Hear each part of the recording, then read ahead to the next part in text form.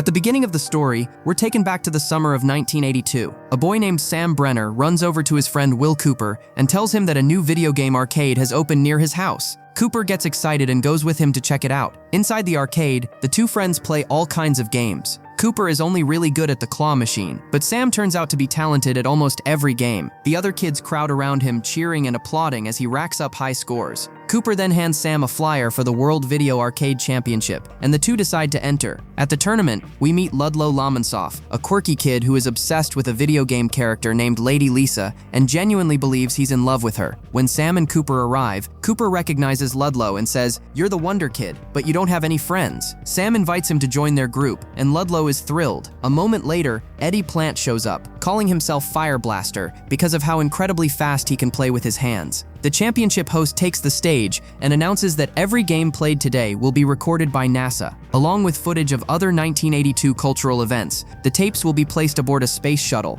and sent into space as a message to any intelligent life out there. The competition begins. Everyone is battling for high scores, and eventually the tournament comes down to Eddie and Sam. Their scores are tied, so the final showdown is played on Donkey Kong. Early on, Sam takes a big lead, but as the levels get harder, his score stops climbing, and Eddie ultimately wins the game. Years later, we catch up with Sam and Cooper as adults. Cooper has become the President of the United States, and the two are sitting in a restaurant catching up. When Cooper leaves, angry crowds outside criticize him because he's not considered a very capable president. Sam gets into his car and drives away. The scene shifts to Guam, where a strange light appears in the sky. Objects emerge from the light and head toward an Air Force base. Meanwhile, Sam is working for a home electronics installation company called Nerd Brigade. He's at the home of Lieutenant Colonel Violet Van Patten, installing a TV. Her son, Maddie, tells Sam that his parents are divorced because his father left his mother for a 19-year-old woman. Back at the Air Force base, the mysterious objects attack. They are made of pixels, and anything they touch turns into pixels as well. A spaceship appears, and when a soldier fires at it, the ship captures him and disappears. Later, Violet tells Sam more about her failed marriage. Sam shares some of his own life story and awkwardly tries to flirt with her, which only annoys her. At that moment, Sam gets a call from Cooper, who urgently asks him to come to the White House. Sam arrives and is surprised to see Violet there as well. She's even more shocked to find him inside the White House. The president's assistant sends Violet to the Situation Room and tells Sam that the president wants to see him immediately. Cooper shows Sam video footage of the attack on the Air Force base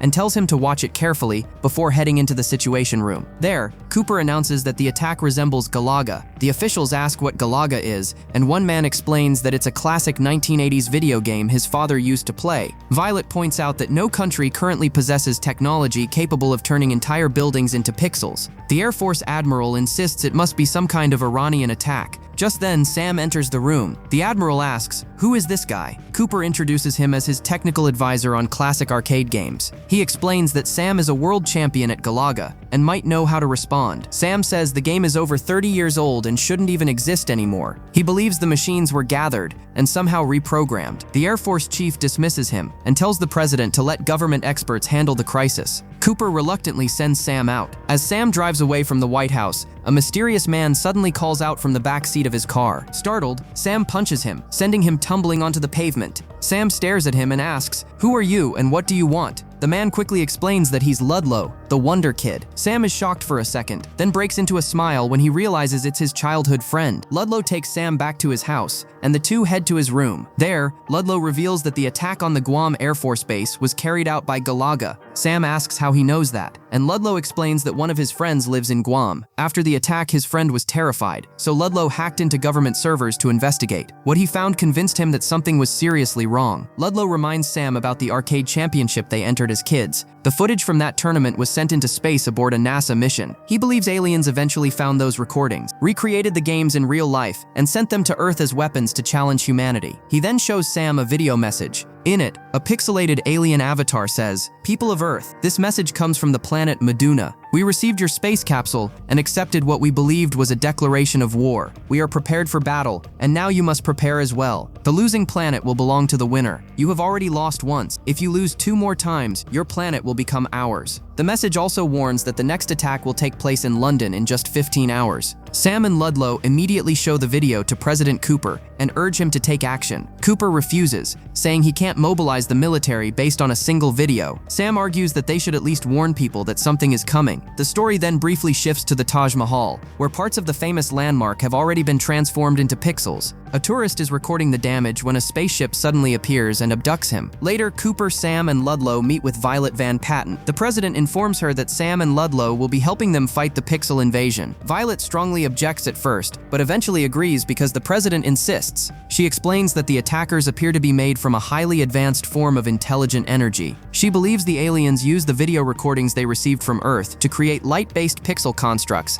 and send them here. Because they are made of light energy, normal bullets and missiles are completely useless against them. However, the pixel cubes recovered from Guam revealed one weakness. Although the cubes move at incredible speed, they disintegrate when exposed to a special high-intensity light charge. As a result, Navy SEAL teams begin training with experimental weapons designed around that technology. At the same time, Sam starts training soldiers like video gamers. He teaches them classic arcade patterns, enemy behaviors, and strategies used to beat the games. A short time later, the president's assistant rushes in with another alien transmission. The message confirms that the attack on London will happen that very evening. Sam and Ludlow immediately travel to London with the military task force. When a curious civilian asks what's happening, Army Officer Hill casually claims they're filming a television commercial. Ludlow asks why he lied. Hill replies, "Because we don't want to start a panic." Meanwhile, President Cooper meets with the Prime Minister of the United Kingdom. The two leaders discuss possible ways to stop the invasion before it's too late. Suddenly, the attack begins. The pixels descend on London and transform into giant versions of the classic arcade game Centipede. Sam quickly tells the soldiers to aim for the creatures' heads. Shooting their bodies will only split them into multiple smaller enemies. Unfortunately, the troops struggle to hit their targets. Realizing they don't have much time, Sam jumps into the fight himself and successfully clears the first level. He then brings Ludlow into the battle. Working together, the two friends destroy every remaining pixel creature and win the game. Soon afterward, another alien message arrives. The aliens congratulate Earth on its victory, but warn that the next challenge will be much harder. They remind everyone that humanity has already lost 2 rounds, and one more defeat will cost them the entire planet. After watching the message, President Cooper asks Sam and Ludlow to fight in the next battle as well. Ludlow shakes his head and says,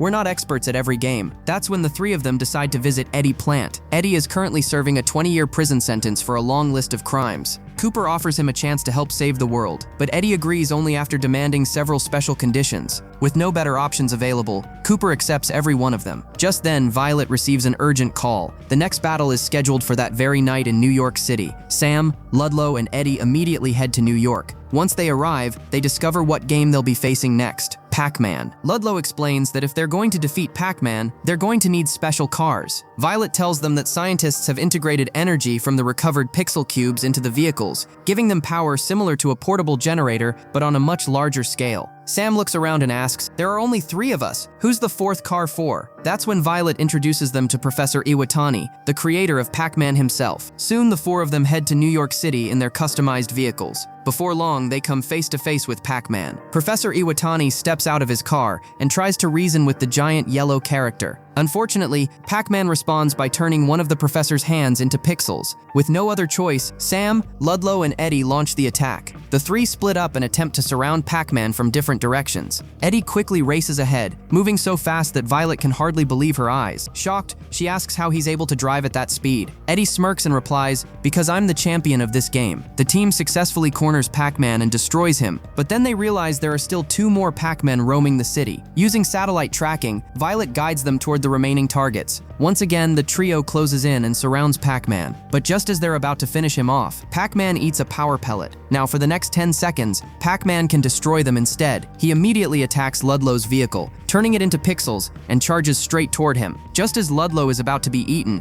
Eddie arrives at incredible speed and slams into Pac-Man, saving his friend's life. Now only one Pac-Man remains. Sam and Eddie take off after him through the streets of New York. Pac-Man races through the city at full speed, and Eddie stays right on his tail. Suddenly, Pac-Man makes a sharp turn. Eddie can't react in time and crashes into a pond, leaving Sam alone in the final battle. Over the radio, Violet warns him that there are still 3 power pellets left. Be careful. Sam continues chasing Pac-Man through the city. Then Pac-Man grabs another power pellet. Knowing he can't survive a direct attack, Sam throws his car into reverse and starts counting down the 10 seconds. Pac-Man aggressively chases after him, trying to swallow him before the effect wears off. At the last second, Sam launches his car through a building and barely escapes. The 10 seconds finally expire. Pac-Man loses his power-up, crashes, and is destroyed by his own momentum. Sam wins the game. The city erupts in celebration. People cheer for Sam, take photos with him, and ask for autographs. For the first time in years, he feels like a hero. Meanwhile, Ludlow arrives carrying a strange pixelated cube. He proudly tells everyone that it's a trophy awarded for winning the game. Later, Sam is hanging out with Maddie, Violet's son. Maddie is playing a modern video game while Sam watches in confusion. Sam asks, "What kind of game is that? There aren't any patterns. How are you supposed to beat it?" Maddie shrugs and says, "You play like your life depends on it." That night, the world celebrates its victory over the aliens. A huge party is underway when another alien transmission suddenly appears on every screen. The mood instantly changes.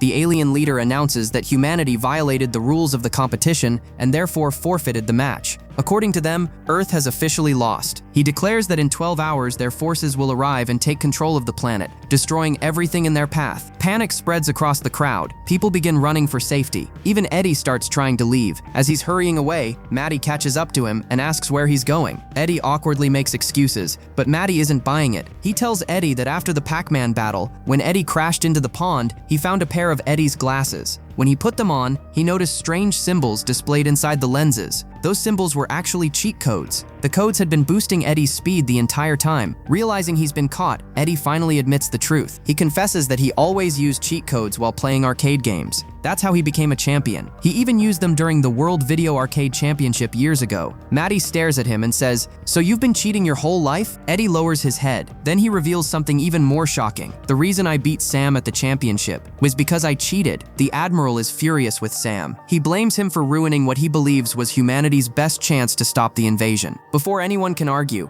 a spaceship suddenly appears and abducts Maddie right in front of them. A short time later, Sam, Violet, and Ludlow are desperately trying to come up with a plan to rescue him. They ask Q-Bert if there's any way to stop the invasion, but Q-Bert sadly explains that it's already too late. The massive mothership is creating hundreds of video game soldiers, preparing to wipe out Earth. Violet refuses to give up. She says the only option left is to board the alien ship and rescue Maddie themselves. Soon, a gigantic mothership appears in the sky. Countless video game characters pour out of it and begin attacking everything in sight. Buildings, vehicles, and even military helicopters are transformed into pixels. Sam, Violet, and Ludlow arrive at the battlefield just as chaos erupts everywhere. President Cooper joins them as well, armed with a powerful light-based weapon. Sam tells Ludlow to stay behind and help protect civilians while he, Violet, and Cooper board the mothership. As Ludlow rescues people on the ground, a group of pixelated ninja warriors attacks a school bus full of children. Ludlow manages to save the bus just in time. Then something unbelievable happens. Lady Lisa, the character he's loved since childhood, suddenly appears. Ludlow can hardly believe his eyes. Unfortunately, Lady Lisa immediately attacks him. Instead of fighting back, Ludlow confesses his feelings and tells her how much she's meant to him all these years. To his surprise, she begins to return those feelings.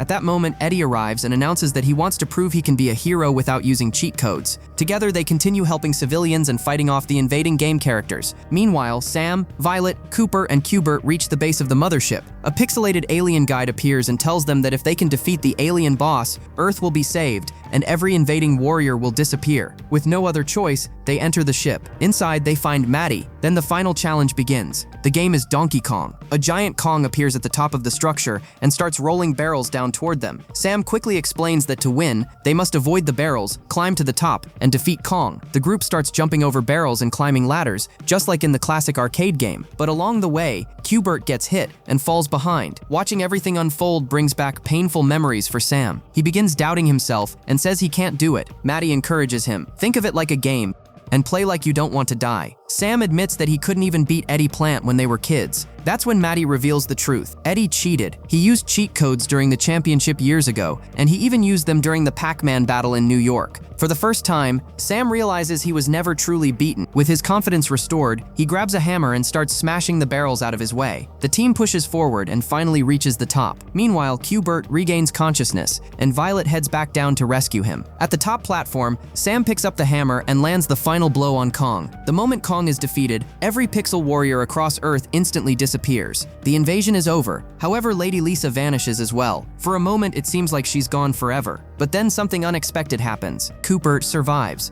And instead of remaining a Cooper, he transforms into a real version of Lady Lisa. Ludlow can hardly believe it. The woman he's dreamed about his entire life is finally standing right in front of him. Afterward, President Cooper announces that communication with the aliens has been restored, and the conflict has officially ended. Humanity is safe, and according to Cooper, none of it would have been possible without a group of arcade gamers who stepped up when the world needed them most. 1 year later, we see Ludlow and Lady Lisa happily living together. They even have 5 adorable little Cooper children running around. And with that heartwarming moment, this movie comes to a happy ending. Sometimes the skills people laugh at end up saving the world. And sometimes, the underdogs get the chance to become heroes.